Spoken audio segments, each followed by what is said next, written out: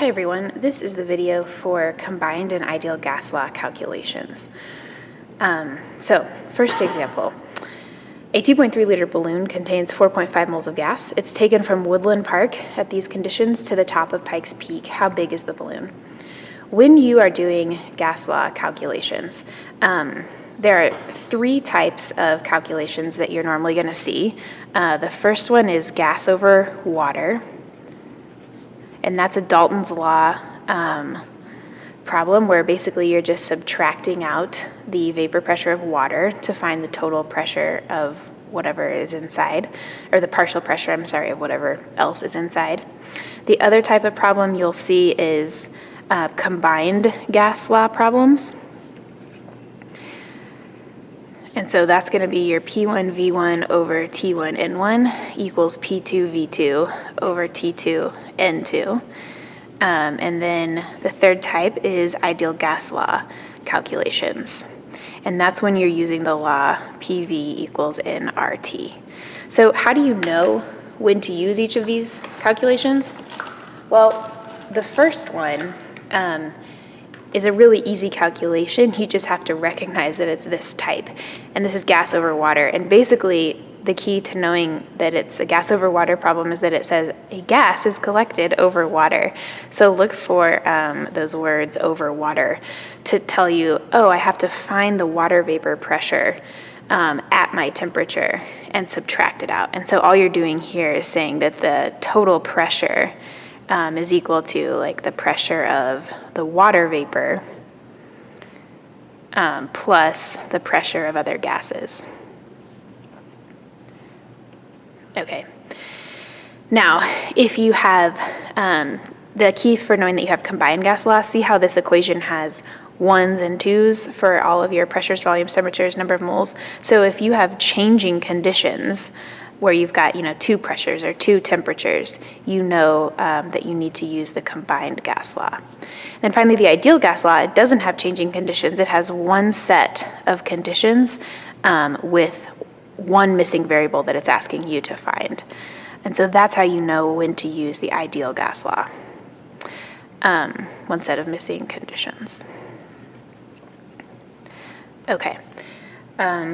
So, knowing that, let's go back to this question and notice that it says, okay, we've got these initial conditions and then we change those conditions. So I know, okay, I've got two different sets of conditions here. I'm going to use my combined gas law. So I'm going to go ahead and write down those conditions that are changing. Okay, so number one. All right, so I've got volume. I know that volume is going to change because the question asks me how big is the balloon, implying that it's going to change. And a balloon is a flexible container, its volume can change. So my initial volume is 2.30 liters. Now it tells me how many moles of gas I have, but it doesn't say anything about the moles of gas changing. So I don't actually need that information. It's not changing, it's constant on both sides, so I can cancel it out of my gas law. If it's constant on both sides, I can just say, okay, it cancels since it's the same. So I don't need the number of moles. Okay, it's taken from Woodland Park at this temperature, so T1 equals 15 degrees Celsius, P1 equals 570 millimeters mercury.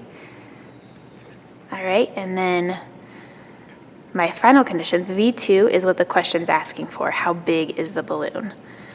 T2 is negative 15 degrees, and P2 is 425 millimeters mercury. Now, for the combined gas law, we don't have to have certain units as long as the units match on both sides. So units must match on both sides. Now, the exception to that is temperature. Temperature must be in Kelvin.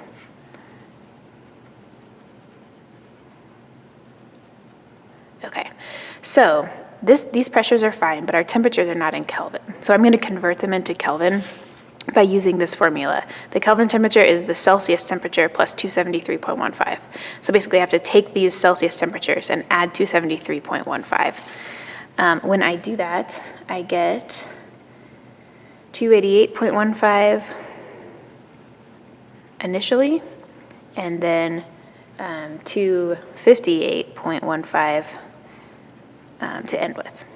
Okay, so now I'm just going to plug these into my combined gas law formula without the n, since n is the same on both sides. So I've got P1 V1 over T1 equals P2 V2 over T2.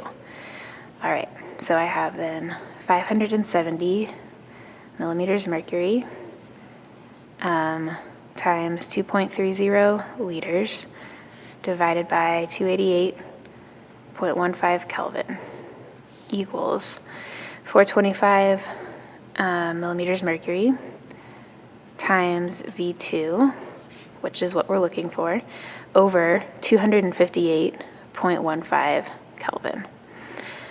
Okay, now I can solve this by using cross products. So I multiply all of these things together and all of these things together and say these things multiplied equals these things multiplied. So when I multiply all of these things, I'm going to get 338,434.65. I'm not worried about sig figs until the very end. When I multiply these things, I get 122,463.75, and then of course I still have that times my V2. To solve for V2 now, I'm going to divide both sides by this coefficient of V2 to get it by itself.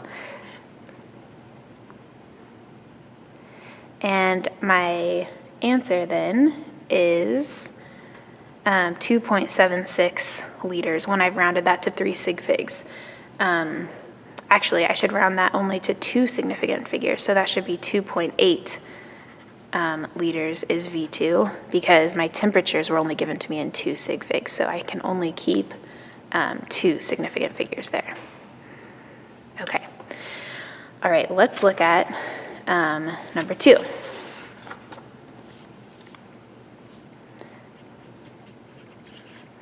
Okay, number 2 says, suppose you take a breath on the top of Mount Evans at approximately 14,000 feet where the air pressure is 0.75 atmospheres and the temperature is 20 degrees Celsius. Use the ideal gas law to determine the number of moles of air molecules in one breath, assuming you still exhale 0.5 liters of air. Okay, so number 2 actually tells us to use the ideal gas law, but we could figure that out even if it didn't tell us this. If it just said determine the number of moles, we could still know, oh, I need to use the ideal gas law. Why? Because this is given to me one set of conditions with a missing variable, and the ideal gas law is what we use when we have one set of conditions with a missing condition or a missing variable. So I'm going to use my ideal gas law, which is on your periodic table, PIV-NERT, PV equals nRT. Now, for the ideal gas law, it's very important that you do have the right units, because R has a set unit of liters atmospheres per mole Kelvin. That means your pressure must be in atmospheres, your volume is in liters, your temperature is in Kelvin, and N is in moles. You don't have to memorize what those units are, because if you look at R right here, it tells you the units of R are liters atmospheres per mole Kelvin. So that must also be the units that you use for all of those other variables. Okay, so let's write down our conditions and make sure that they're in the right units. Our pressure is 0.75 ATM, and R has ATM. I'm allowed to use ATM.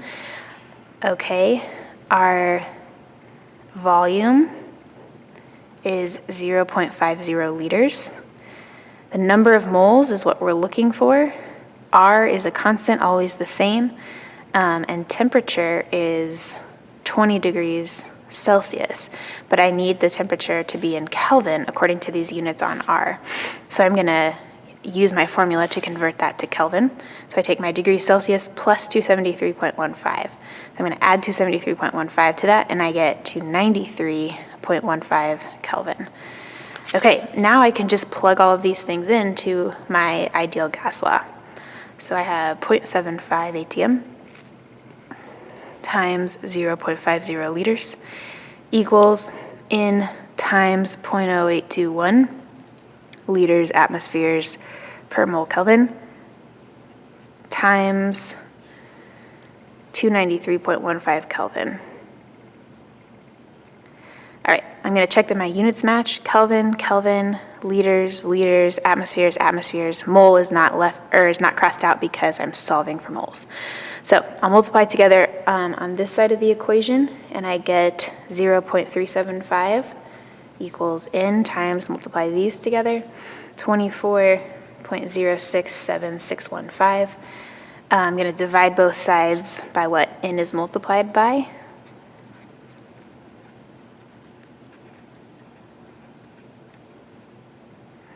And I get N is equal to 0.016 is what my calculator gives me. My temperature, though, was only given in one significant figure. Trailing zeros aren't significant unless there's a decimal anywhere in the number. So I have to round that to one significant figure. So 0.02 moles is what my N is equal to. All right, go ahead and stop and just summarize for yourself. How do you know when to use combined gas law and when to use ideal gas law and when to use Dalton's law of partial pressures? And then go ahead and do the guided practice.